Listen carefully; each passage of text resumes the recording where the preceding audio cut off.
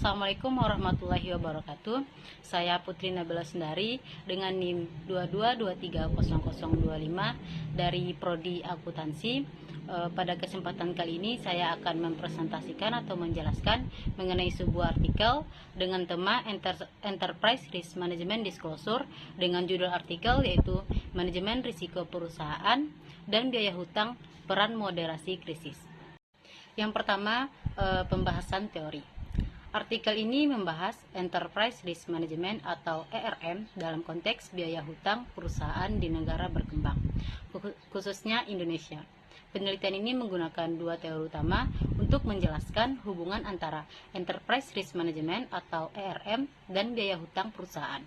Yang pertama, teori Resource Based View atau EBV, yang mana teori ini menyatakan bahwa perusahaan dapat memperoleh keunggulan kompetitif berkelanjutan dengan memanfaatkan sumber daya yang unik dan sulit ditiru. Dalam konteks ini, ERM dianggap sebagai sumber daya strategis yang membantu perusahaan mengelola risiko secara lebih efektif, meningkatkan transparansi informasi kepada pemberi pinjaman, dan pada akhirnya menurunkan biaya hutang. Yang kedua, teori dynamic capabilities, menjelaskan bagaimana perusahaan dapat beradaptasi dengan lingkungan yang berubah-ubah, terutama dalam menghadapi krisis seperti pandemi COVID-19. Teori ini menegaskan bahwa perusahaan yang memiliki sistem ERM yang baik dapat lebih cepat mengatasi guncangan ekonomi dan mengurangi dampak negatif krisis terhadap likuiditas dan biaya hutang. Yang kedua, kasus yang dibahas. Kasus yang dibahas adalah bagaimana penerapan ERM berpengaruh terhadap biaya hutang pada perusahaan non-keuangan yang terdaftar di Bursa Efek Indonesia. Selama periode 2018 sampai dengan 2021 dengan mempertimbangkan dampak pandemi COVID-19 sebagai faktor moderasi. Namun, ketika pandemi COVID-19 melanda, sekitar 82,85% perusahaan di Indonesia mengalami penurunan pendapatan yang menyebabkan tingkat gagal bayar surat hutang meningkat, sekitar 35 kali lipat dibanding daripada tahun 2019. Dalam situasi ini, meskipun teori ERM seharusnya membantu perusahaan menghadapi krisis, namun hasilnya menunjukkan bahwa dalam kondisi pandemi, ERM tidak berperan signifikan dalam menurunkan biaya hutang. Selanjutnya yang ketiga, yaitu objek penelitian atau sampel penelitian.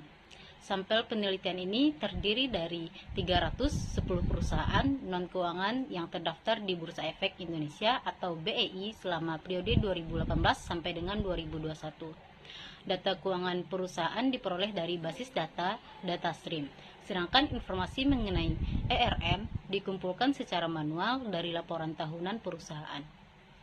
Pemilihan sampel ini bertujuan untuk melihat bagaimana perusahaan di berbagai sektor menerapkan ERM dan bagaimana dampaknya terhadap biaya utang mereka.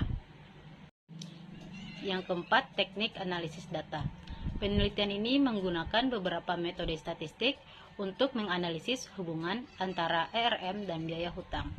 Ordinary Least Squares atau OLS digunakan sebagai metode utama untuk menguji hubungan tersebut. Sementara Generalized Method of Moments atau GMM digunakan untuk menangani potensi masalah endogenitas, yaitu kemungkinan adanya hubungan dua arah antara ERM dan biaya hutang. Yang kelima, hasil penelitian. Hasil penelitian menunjukkan bahwa sebelum pandemi dari tahun 2018 sampai dengan 2019, ERM memiliki hubungan negatif yang signifikan dengan biaya hutang, yang berarti bahwa perusahaan dengan sistem ERM yang lebih baik mendapatkan suku bunga pinjaman yang lebih rendah. Namun, selama pandemi dari tahun 2020 sampai dengan 2021 tidak ditemukan adanya hubungan yang signifikan antara ERM dan biaya hutang. Hal ini menunjukkan bahwa dalam kondisi krisis, faktor lain seperti ketidakpastian ekonomi lebih dominan dalam mempengaruhi keputusan pemberi pinjaman. Hasil uji sensitivitas juga mendukung bahwa efektivitas ERM dalam mengurangi biaya hutang lebih terlihat dalam kondisi ekonomi normal daripada saat krisis pada saat pandemi COVID-19. Sekian yang dapat saya sampaikan. Terima kasih atas perhatiannya. Assalamualaikum warahmatullahi wabarakatuh.